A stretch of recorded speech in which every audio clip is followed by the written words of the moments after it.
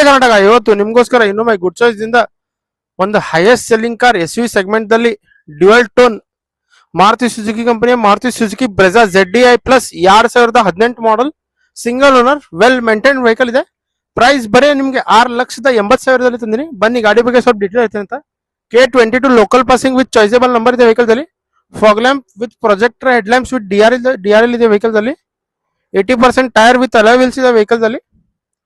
Mirror ದಲ್ಲಿ indicator ಇದೆ. Keyless entry.